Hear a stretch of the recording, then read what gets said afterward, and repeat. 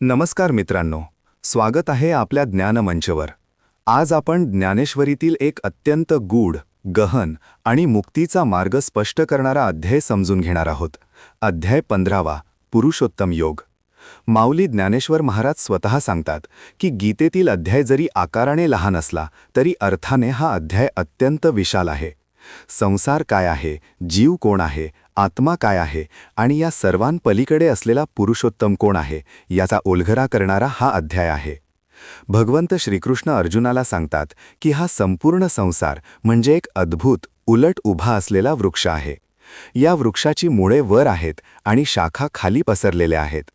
सामान्य वृक्ष जमिनीतून वर वाढतो, पण हा संसार वृक्ष आकाशातून खाली वाढलेला आहे.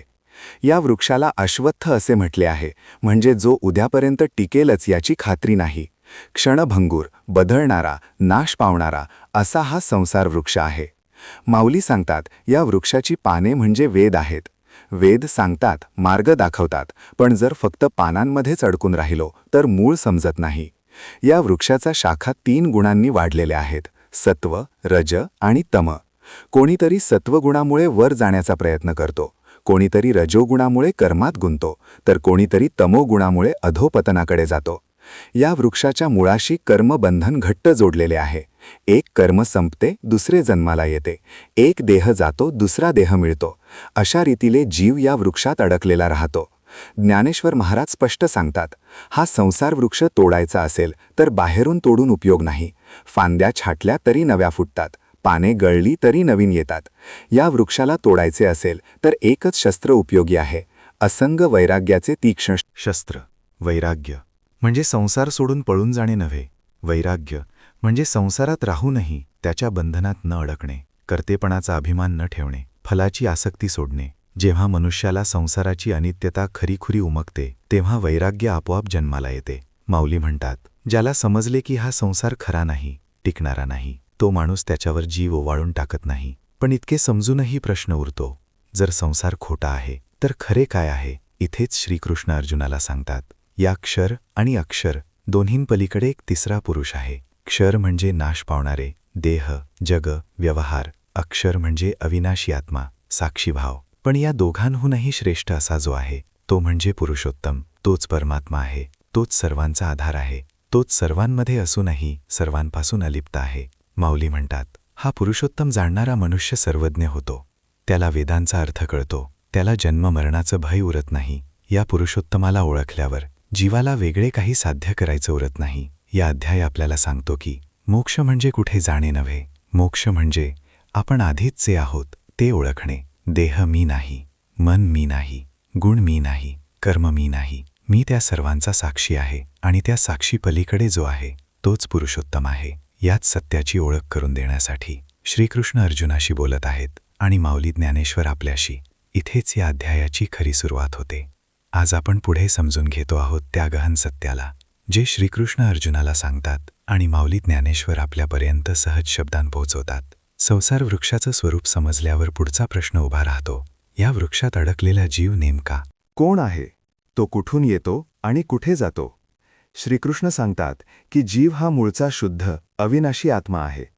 पण जेव्हा तो देह, इंद्रिये आणि मन यांच्याशी स्वतःला एकरूप समजतो तेव्हा तो स्वतःला अपूर्ण, दुर्बल आणि बंधनात अडकलेला समजू लागतो.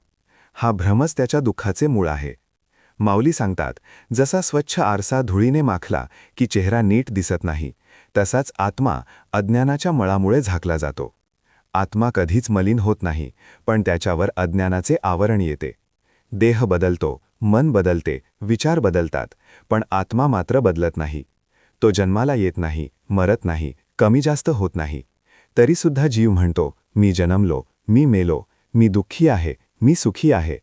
हा भ्रम कसा निर्माण होतो याचे उत्तर श्रीकृष्ण देतात, 5 इंद्रिये, मन आणि बुद्धी यांच्या संगामुळे. जसा वारा सुगंधाला आपल्यासोबत नेतो तसा जीव एक देह सोडून दुसऱ्या देहात जाताना आपले मन, वासना आणि संस्कार सोबत घेऊन जातो. म्हणूनच एकाच आत्म्याचे अनुभव वेगवेगळे दिसतात. माऊली म्हणतात, देह बदलणे म्हणजे कपडे बदलण्यासारखे आहे. कपडे बदलले म्हणून माणूस बदलत नाही, पण अज्ञानामुळे जीव कपड्यालाच स्वतः समजू लागतो. श्रीकृष्ण अर्जुनाला सांगतात, हा आत्मा सूर्यप्रकाशासारखा आहे.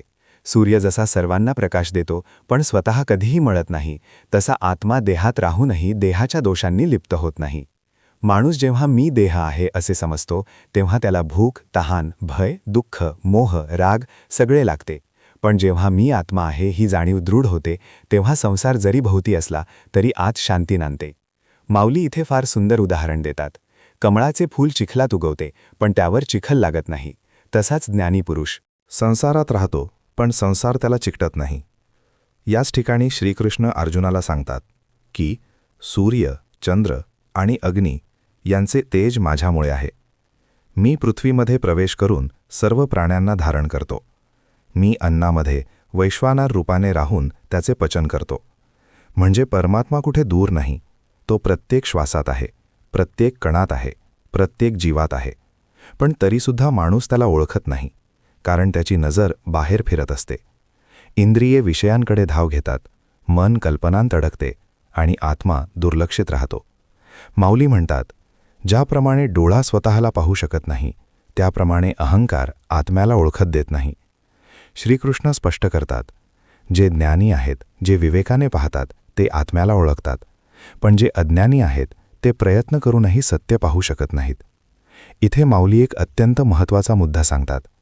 फक्त कर्माने, फक्त तपाने किंवा फक्त बाह्य साधनेने आत्मज्ञान मिळत नाही. त्यासाठी अंतःकरण शुद्ध असणे आवश्यक आहे. ज्याच्या मनात अहंकार आहे, मी करतो ही भावना आहे, तो कितीही शास्त्रे वाचली तरी अडकतो. पण जो नम्र आहे, जो स्वतःला ईश्वराच्या चरणी अर्पण करतो, त्याच्यावरच कृपा होते. याच कारणाने श्रीकृष्ण सांगतात, माझ्या ज्ञानाने, माझ्या कृपेनेच हा भ्रम दूर होतो. हा अध्याय आपल्याला हळूहळू त्या ठिकाणी आणतो जिथे जीव आणि ईश्वर यातील अंतर विरघळू लागते, जिथे मी आणि तो यातील भेद कमी होतो. हा प्रवास अजून पूर्ण झालेला नाही, कारण पुढे श्रीकृष्ण सांगणार आहेत पुरुषोत्तमाची अंतिम ओळख आणि त्या ओळखीने जीवन कसे बदलते. आता आपण या अध्यायाच्या त्या सर्वोच्च टप्प्यावर येतो जिथे श्रीकृष्ण अर्जुनाला अंतिम सत्य उघड करून सांगतात. संसार वृक्ष, जीव, आत्मा आणि परमात्मा यांचा संबंध समजल्यावर अर्जुनाच्या मनात एकच प्रश्न उरतो, या सगळ्यांमध्ये श्रेष्ठ कोण आहे?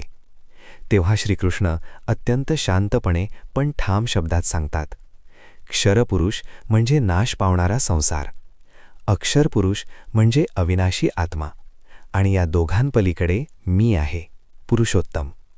माऊली ज्ञानेश्वर सांगतात, क्षर म्हणजे देह, गुण, वासना, कर्म यांचा पसारा. अक्षर म्हणजे आत्मा, जो साक्षी भावाने सर्व पाहतो. पण पुरुषोत्तम म्हणजे तो परमेश्वर, जो देहातही आहे, आत्म्यालाही आधार देतो आणि तरीही दोघांपासून अलिप्त आहे. जसा समुद्र लाटा निर्माण करतो, लाटांना आधार देतो आणि तरीही स्वतः लाट होत नाही, तसाच पुरुषोत्तम हा जीव आणि जगाचा आधार असूनही त्यांच्यात गुंतत नाही. श्रीकृष्ण सांगतात, मीच वेदांचा आधार आहे, मीच स्मृती, ज्ञान आणि अपोहन आहे, मीच सर्वांच्या हृदयात वास करतो.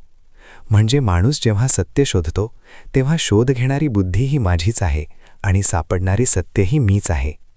माऊली इथे अत्यंत सुंदर अर्थ लावतात. ईश्वर वेगळा कुठे शोधायचा नसतो, तो मंदिरात आहे, ग्रंथात आहे, पण त्याहीपेक्षा तो आपल्या अंतःकरणात आहे.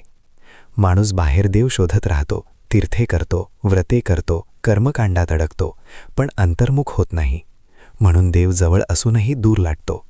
श्रीकृष्ण सांगतात, जो मला पुरुषोत्तम म्हणून ओळखतो तो सर्व काही जाणतो, त्याला वेगळे काही जाणून घेणे उरत नाही. माऊली म्हणतात, हा बोध झाला की जीवनाचा अर्थ बदलतो. कर्म करणे थांबत नाही, पण मी करतो हा अहंकार गळून पडतो. तेव्हा कर्म सेवा बनते, कर्तव्य साधना बनते आणि जीवन भक्ती बनते. पुरुषोत्तमाची ओळख झाल्यावर भीती राहत नाही, मोह राहत नाही आणि मृत्यूचाही भय वाटत नाही. कारण मग माणूस जाणतो, मी देह नाही, मी केवळ आत्माही नाही, मी त्या परमात्म्याचा अंश आहे, जो कधीही नाश पावत नाही. माऊली सांगतात, ज्याप्रमाणे नदी समुद्रात मिसळल्यावर तिचे वेगळेपण संपते, तसाच जीव पुरुषोत्तमाच्या ज्ञानात विलीन झाला की त्याचे दुःख, मर्यादा, बंधन संपते. श्रीकृष्ण शेवटी अर्जुनाला सांगतात, हा ज्ञानयोग अत्यंत गुप्त आहे, पण ज्याचे अंतःकरण शुद्ध आहे त्यालाच तो उलगडतो. हा अध्याय आपल्याला एक स्पष्ट संदेश देतो. जग सोडायचे नाही, कर्म टाकायचे नाही, पण अज्ञान सोडायचे आहे. देहात राहूनही देहापलीकडे पाहायचे आहे. संसारात राहूनही संसाराच्या वर उठायचे आहे. आणि प्रत्येक श्वासात पुरुषोत्तमाची जाणीव ठेवायची आहे. मित्रांनो, ज्ञानेश्वरीचा हा अध्याय आपल्याला बाहेरच्या जगातून आतल्या सत्याकडे घेऊन जातो. जर हा भावार्थ तुमच्या मनाला स्पर्श करत असेल तर या ज्ञानप्रवासात आमच्यासोबत राहा. अशाच सखोल, सात्विक आणि सोप्या ज्ञानेश्वरीच्या व्याख्यांसाठी सबस्क्राईब करा ज्ञानमंच. हा व्हिडिओ शेअर करा आणि ज्ञानप्रसाराच्या या सेवेत सहभागी व्हा. आमच्यासोबत राहा. धन्यवाद.